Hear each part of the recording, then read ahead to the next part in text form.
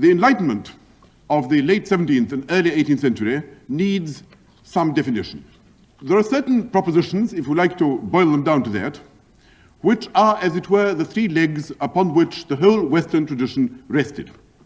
These are not confined to the Enlightenment, although the Enlightenment gave a particular version, transformed them in a particular manner. These three principles are roughly these: that all genuine questions can be answered, that if a question cannot be answered, it is not a question. We may not know what the answer is, someone else will. We may be too weak or too stupid or too ignorant to be able to discover the answer for ourselves.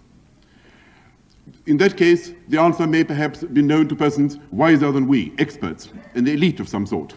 We may be sinful creatures and therefore incapable of ever arriving at the truth by ourselves. In that case, we shall not know it in this world, but perhaps will in the next.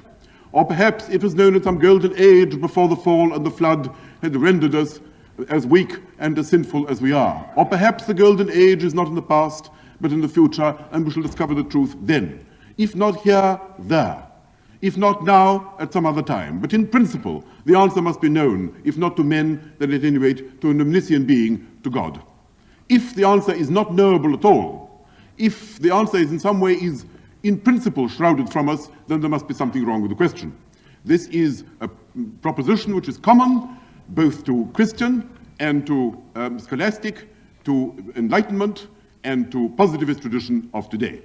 It is, in fact, the backbone of what might be called the main Western tradition, and it is this that Romanticism, in a certain sense, cracked. The second proposition is that all these answers are knowable, that is to say, they can be discovered by means which can be learnt and taught to other persons. So there are techniques by which it is possible to learn and to teach ways of discovering what the world consists of, what part we occupy in it, what our relation is to people, what our relation is to things, what true values are, and every other serious and answerable question. The third proposition is that all the answers must be compatible with one another. Because if they aren't compatible, then chaos will result. It is clear that the true answer to one question cannot be incompatible with a true answer to another question. It is a logical truth that one true proposition cannot contradict another.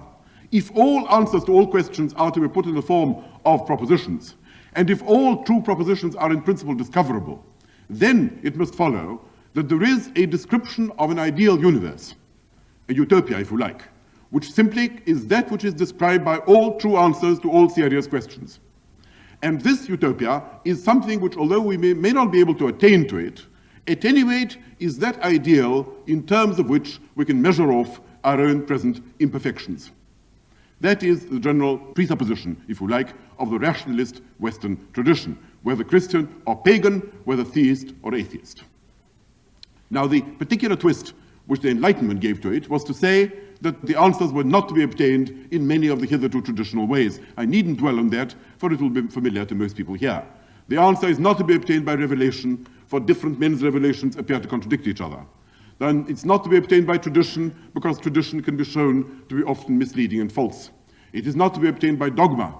It is not to be obtained by individual self-inspection of men of a privileged type, because too many impostors have usurped this role, and so forth. There is only one way of discovering these answers, and that is by the correct use of reason. Deductively, as in the mathematical sciences, inductively, as in the sciences of nature. That is the only way in which answers in general, true answers to serious questions, may be obtained. And there is no reason why these answers, which after all have produced triumphant results in the worlds of physics and chemistry, should not equally apply to the much more troubled fields of politics, ethics, and aesthetics. The general pattern, I wish to stress, of this notion is that life, in some sense, or nature, if you like, and when 17th and 18th century authors say nature, we can translate that into life perfectly easily. The word nature was as much a commonplace in the 18th century as the word creative is now, and had about as precise a meaning. At any rate, the notion of life and of nature is that of a jigsaw puzzle. We lie among the, as it were, disjected fragments of this puzzle. There must be some means of putting these bits together. The all-wise man, the omniscient being, God or an omniscient earthly creature, whichever way you like to conceive it, is in principle capable of fitting all the various bits together into one coherent pattern. Anyone who fits things into one coherent pattern will know what the world is like, what things are, what they have been, what they will be, what the laws are which govern it, what man is, what the relation of man is to things, and therefore what man needs, what he desires, and also how to obtain it.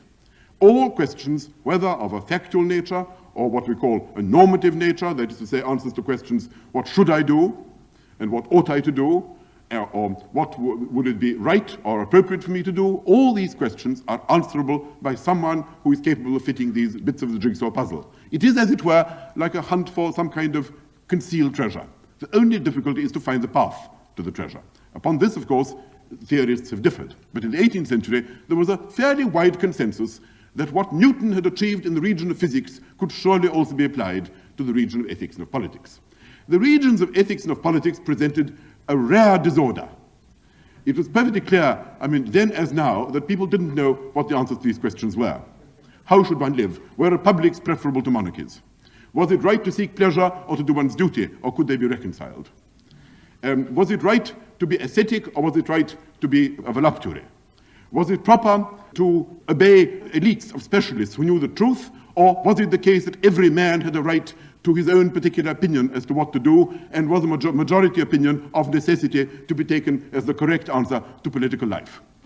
Was the good something which was intuited as an external property, as something which was out there, eternal, objective, true for all men in all circumstances everywhere, or was the good only something which a particular person in a particular situation happened to like or happened to be inclined towards? These questions were then, as now, of a puzzling nature.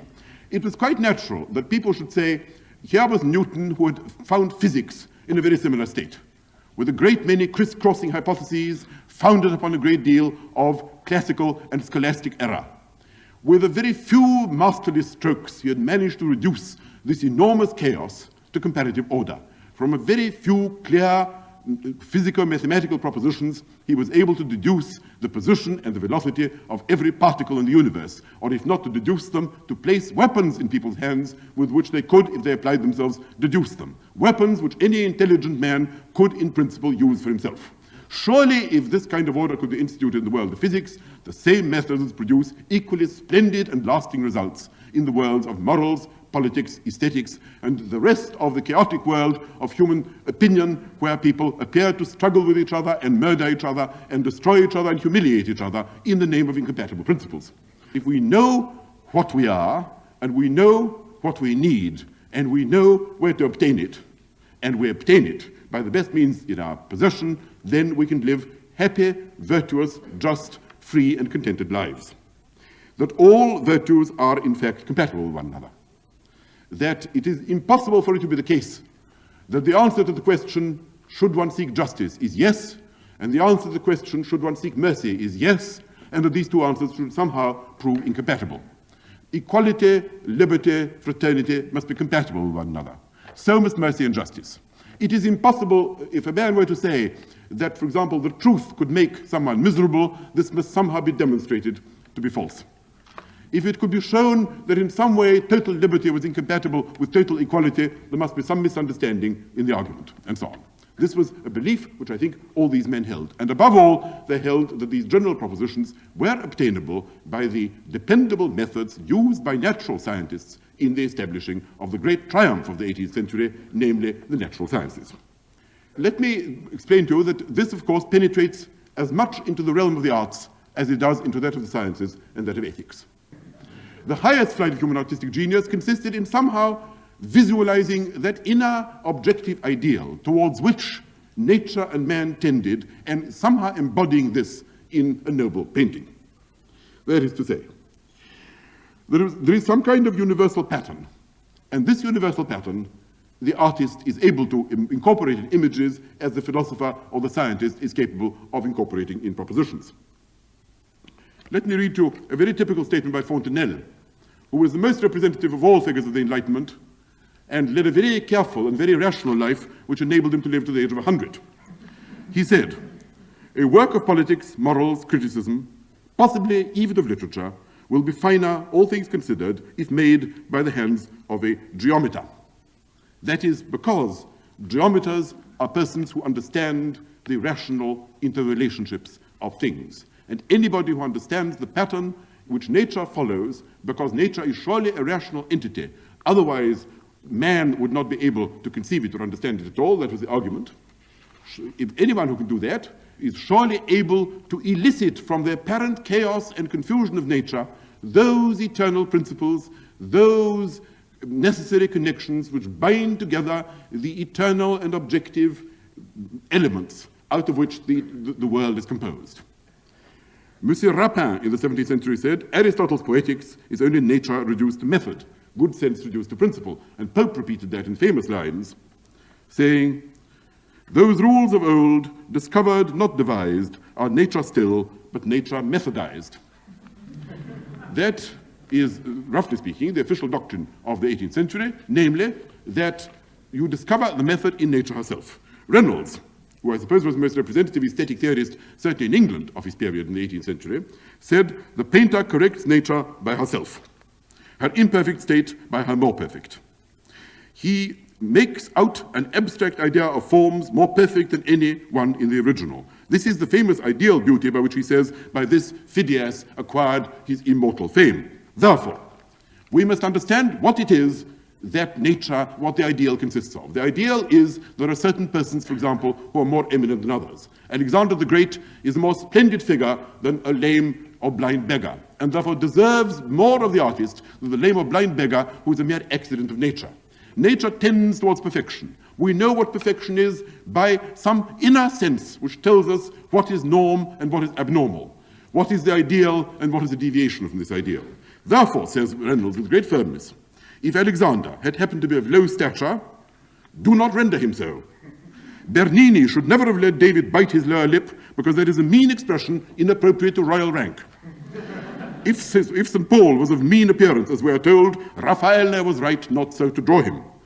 And Perrault, writing towards the end of the 18th century, says, it is a great pity that Homer allows his heroes to be too familiar with swineherds.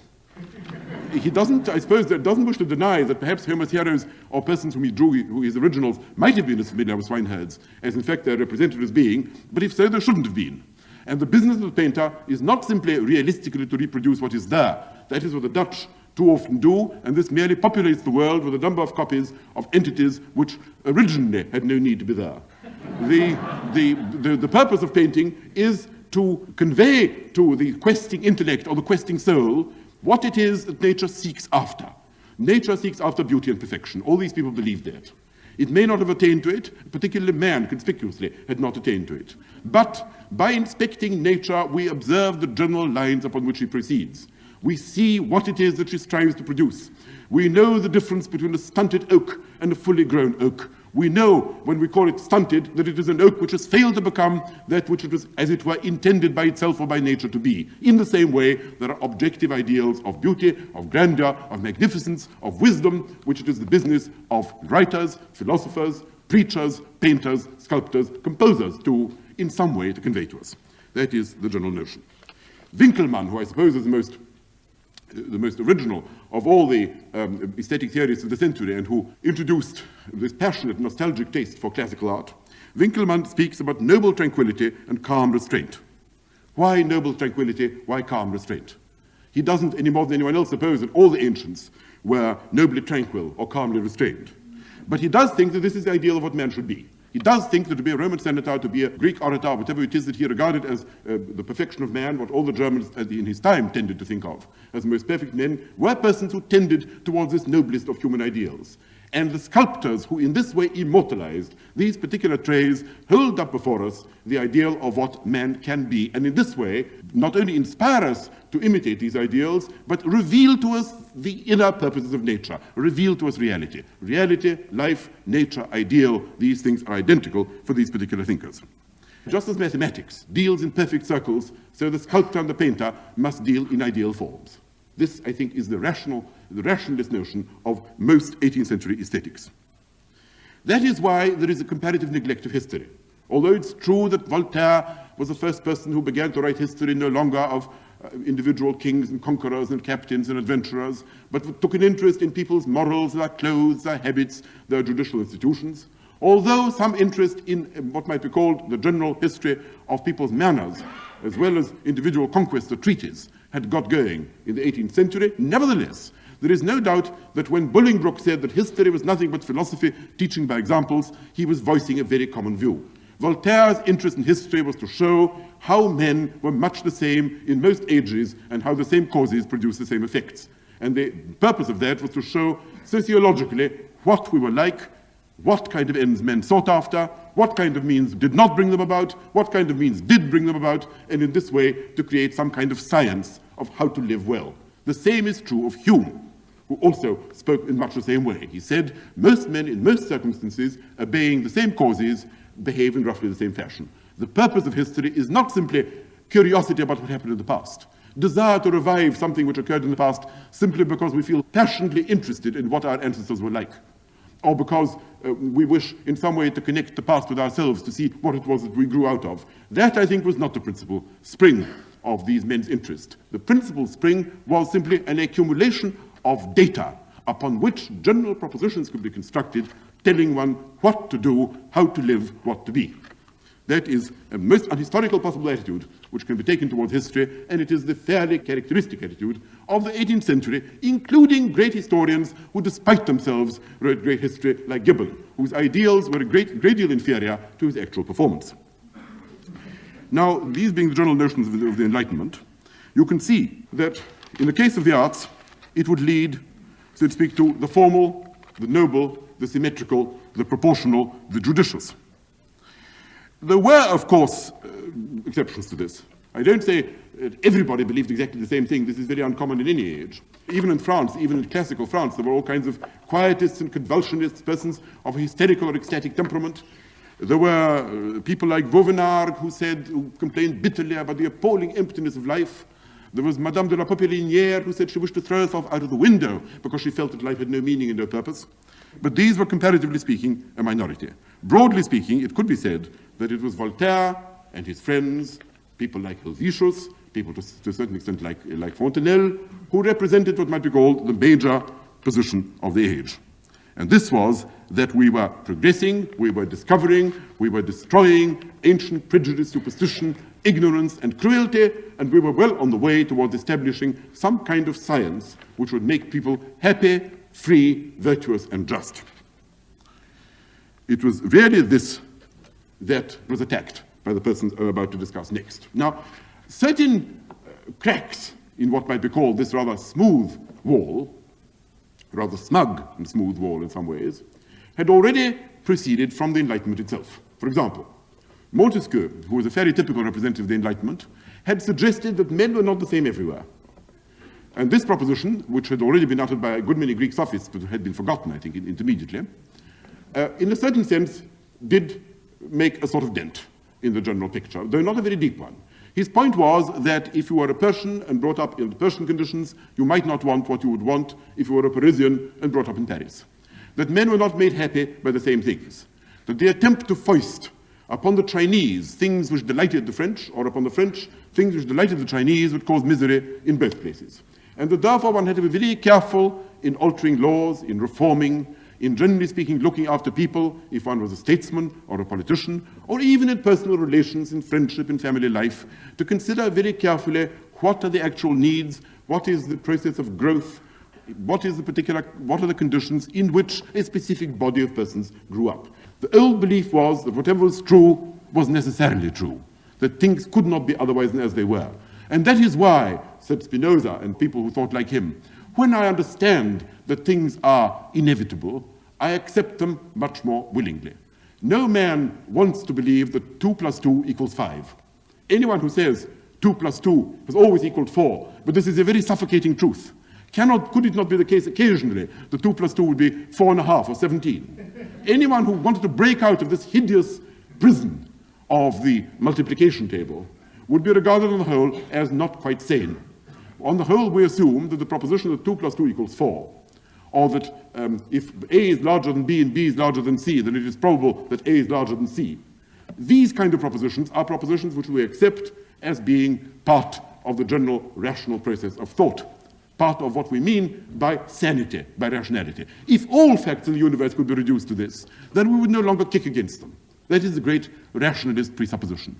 If all the things which at present you hate and you fear could be so represented as to flow by necessarily logical chains from everything else as there was, you would accept it as being not only inevitable, but reasonable and therefore delightful, as much as 2 + 2 = 4, or any other logical truth upon which you found your life, upon which your thought rests.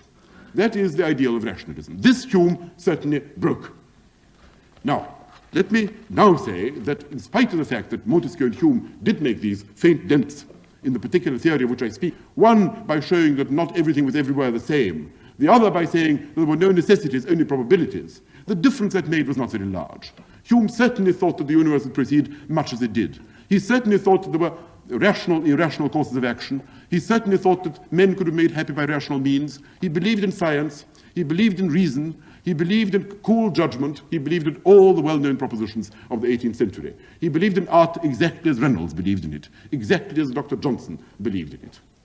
The logical implications of his ideas didn't really become evident until the late 19th and 20th century. The attack of which I wish to speak came from a very different quarter. The attack of which I wish to speak came from the Germans. Now, the truth about the Germans in the 17th and 18th century is that they are a somewhat backward province. They don't wish to think of themselves in this light, but it remains true that they were. In the 16th century, the Germans were as progressive and as dynamic and as generous contributors to European culture as anyone else. Certainly Dürer was as great a painter as any European painter of his time.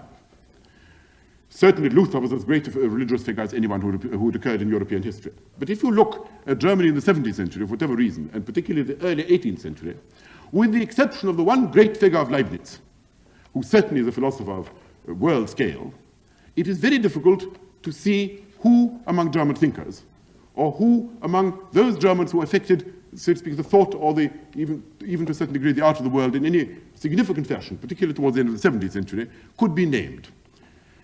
What the reason for this is rather difficult to say. I'm not a competent historian, and I therefore don't wish to volunteer too much. But it does seem as if, for some reason or other, the Germans failed to achieve centralized statehood as England and France and even Holland achieved it. They were governed in the 18th century and indeed in the 17th by 300 princes and 1,200 sub-princes. The emperor had interests in Italy and elsewhere which prevented him from paying due attention, perhaps, to his German lands. And above all, there was the violent dislocation of the 30 Years' War, in the course of which the troops of Louis XIV and of others destroyed and killed a very large section of the German population and crushed what might have been a cultural development simply in seas of blood. This was a misfortune of an unexampled kind in European history. Such a number of persons had never been killed for any reason before since the days of Genghis Khan. And the misfortune to Germany was crushing, and it crushed her spirit to a very high degree. With the result, for one reason or another, that German culture became provincialized, became disrupted into these tiny, stuffy provincial courts. There was no Paris, there was no center, there was no life, there was no pride, there was no sense of growth, dynamism, and power. German culture drifted into either extreme scholastic pedantry of a Lutheran kind, scholarship of a minute but rather dry kind, or else into a revolt against this scholarship in the direction of the inner life of the human soul. This was no doubt stimulated by Lutheranism as such, but particularly by the fact that there was a kind of huge national inferiority complex, which I think began at that period, vis-à-vis the great progressive Western states, vis-à-vis particularly the French. This brilliant, glittering state which had managed to crush and to humiliate them. This great country which dominated the sciences and the arts and all the provinces of human life with a kind of arrogance and success unexampled hitherto. So that in a certain sense, what occurred was a kind of retreat in depth. Let me tell you that it sometimes happens in human history, even though parallels may be dangerous, that when the natural road towards human fulfillment is in some way blocked, human beings retreat into themselves, become wrought up in themselves, and try and create inwardly that world which some evil fate has denied them externally. This is certainly what happened in ancient Greece when Alexander the Great began to destroy the city-states, and the Stoics and Epicureans began to preach a morality of personal salvation, which took the form of saying that politics was unimportant, civil life was unimportant, all these great ideals held up by Pericles and by Demosthenes, by Plato and by Aristotle, were trivial and as nothing before the imperative need of personal individual salvation. This was really a very grand form of sour grapes. If you cannot obtain that which you really desire from the world, you must teach yourself not to want it. If you cannot get what you want, you must teach yourself to want what you can get. This is a very frequent form of, so to speak, spiritual retreat in depth into a kind of inner citadel, in which you try and lock yourself up against all the fearful ills of the world. The king of my province, the prince, confiscates my land. I don't want to own land. The prince doesn't wish to give me rank. Rank is trivial, unimportant. The king has robbed me of my possessions. Possessions are nothing. My children have died of malnutrition and disease.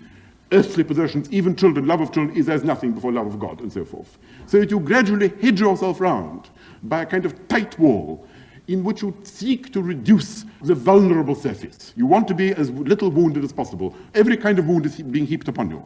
And therefore you wish to contract yourself into the smallest possible area so that as little of you as possible is exposed to wounds. This is, in a sense, the mood in which the German pietists operated. And the result of that was an intense inner life, a great deal of very moving and very interesting, but highly personal, violently emotional literature, hatred of the intellect. And above all, of course, violent hatred of France, of wigs, of silk stockings, of salons, of corruption, of generals, of emperors, of all the great and magnificent figures of this world who are simply incarnations of wealth, wickedness, and the devil. This is a natural reaction, so to speak, on the part of a pious and humiliated population. And has happened since that day in other places as well. It's a particular form, so to speak, of anti-culture, anti-intellectualism, and xenophobia, to which the Germans were at that particular moment particularly prone. This is the provincialism which some of the German thinkers cherished and adored in the 18th century, and against which Goethe and Schiller fought all their lives. Now, let me tell you a few words, in the time left to me, about the man who, in my view, was really the man who struck the most violent blow at the Enlightenment and began the whole romantic process, the whole process of revolt against a particular world which I've to some extent tried to draw. He wrote in a style which has proved from this day to that unreadable. At the same time, he had a very powerful and marked influence upon a number of other writers who in their turn had a considerable influence upon European life. Nevertheless, although he wrote obscurely, it is possible by dint of extreme attention, which I don't really commend to this particular audience, to collect certain grains of sense from the extraordinary contorted metaphors, euphuistic stylisms, allegories, and other forms of dark poetical speech with which Haman's fragmentary writings, he never finished anything, are written. And the doctrine which he enunciated was approximately this. He began with Hume, and he said, in effect, that Hume was right. The French dealt in general propositions of the sciences, but the general propositions of the sciences never caught the actual living, palpitating reality of life. If you met a man and wished to know what he was like, the idea of clapping upon him various psychological and sociological generalizations gleaned from the works of Montesquieu or of Condillac would teach you nothing. The only way in which you discovered what human beings were like was by speaking to them, by communicating with them. Communication meant an actual meeting of two human beings, and by watching the man's face and by watching the contortions of his body and his gestures, by hearing his words and in many other ways which you could not outwards analyze, you became convinced a datum was presented to you. You knew to whom it was that you were talking. Communication was established. The attempt to analyze this communication into scientific general propositions would of necessity fail. General propositions were baskets of an extremely crude kind. They were concepts and categories which differentiated that which was common to a great many things, common to many men of different sorts, common to many things of different sorts, common to various ages. What they left out of necessity, because they were general, was that which was unique, that which was particular, that which was the specific property of this particular man or this particular thing. And that alone was of interest to you, according to Hamann. If you wished to read a book, you were not interested in what this book had in common with many other books. If you looked at the picture, you didn't wish to know what principles had gone to the making of this picture, which had also gone to the making of 1,000 other pictures in 1,000 other ages by 1,000 different painters. You wish to react directly to the specific message, if you like, to the specific reality, which, looking at this picture, reading this particular book, speaking to this man, praying to this God, would in fact convey to you. Therefore, he drew from this a kind of Bergsonian conclusion, namely, that there was a flow of life, that the attempt to cut this flow into segments, in some sense, killed it.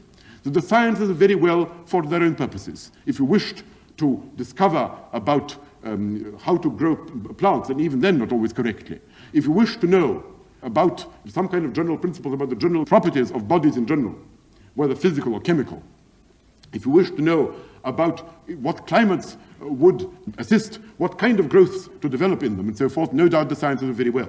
But this is not what men ultimately sought. If you ask yourself, what were men after? What did men really want? What men wanted was not at all what Voltaire supposed they wanted. Voltaire thought that they wanted happiness. Voltaire thought they wanted contentment. Voltaire thought that they wanted peace, but this was not true. What men wanted was for all their faculties to play in the richest and most violent possible fashion. What men wanted was to create. What men wanted was to make. And if this making led to clashes, if it led to wars, if it led to struggles, then this was part of the human lot.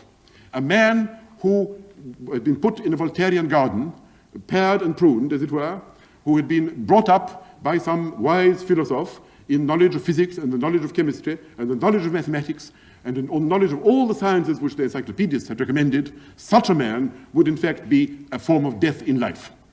The sciences, if they were applied to human society, would lead to a kind of fearful bureaucratization, he thought. For him, scientists, bureaucrat, persons who made things tidy, every form, smooth Lutheran clergymen, deists, everybody who wanted to put things in boxes. Everybody who wished to assimilate one thing to another, who wished to prove, for example, that creation was really the same as obtaining of certain data which nature provides and their rearrangement in certain pleasing patterns. Whereas, of course, for Hamann, creation was the most ineffable, indescribable, unanalyzable personal act by which a human being in some way laid his stamp upon nature, allowed his will to soar, spoke his word, uttered that which was within him and which would not brook any kind of obstacle. And therefore, to him, the whole of the Enlightenment doctrine appeared to kill that which was living in human beings, appeared to substitute for the creative energies of man, and for the whole rich world of the senses, without which it is impossible for human beings to live, to eat, to drink, to be merry, to meet other people, to indulge in the 1,001 acts without which people wither and die. That the Enlightenment on the whole laid no stress on that. That the human being as painted by Enlightenment thinkers was an artificial kind of, not economic man, but anyway some kind of toy, some kind of lifeless model, which had no relation to the kind of human beings whom Hamann met and wished to associate with every day in his life. Goethe says much the same thing about Mendelssohn. He says Mendelssohn treats beauty as entomologists treat butterflies. He catches the poor animal and he pins it down, and as its exquisite colors drop off, there it lies, a lifeless dead corpse under the pin. This is aesthetic. But if you really wish to enter into contact with a human being, if you really wish to understand what they think, what they feel, and what they are, then you must understand every gesture, you must understand every nuance, you must watch their eyes, you must observe the movement of their lips, you must hear their words, you must understand their handwriting, and then you come to direct acquaintance with the actual sources of life. Anything less than that, the attempt to translate his language into another language, to classify all his various movements by some anatomical or physiognomical means, to try and put him into a box with a lot of other people and produce a learned volume which will, as it were, simply classify him as one of a species, one of a type. That is the way to miss all knowledge. That is the way to kill. That is the way to apply concepts and categories, hollow baskets, to the palpitating, unique, asymmetrical, unclassifiable flesh of living human experience. This is, roughly speaking, the doctrine of Hamann. And that is the doctrine which he bequeathed to his followers. To abolish caprice and fancy in the arts, he said, is to be like an assassin plotting against the art's life and honor. Passion, that is what art possesses. Passion which cannot be described and cannot be classified. That is what Moses Mendelssohn, that aesthetic Moses, the aesthetic lawgiver, he says, wants to circumcise. He wants to circumcise all these aesthetic commandments. Thou shalt not assail this, thou shalt not taste that. In a free state, he says, where the leaves from the divine book of the divine Shakespeare blow about in all the tempests of time, in a free state, how dare a man do this? Goethe said about him, in order to achieve the impossible, he stretches his hand to all the elements. All that a man undertakes must spring from his united powers. All separation is to be rejected. I must, I think, stop at this point. In my next lecture, I propose to go on with the influence of Hamann upon the German Romantics and the very violent impact which they thereupon made upon the body of the French Enlightened establishment.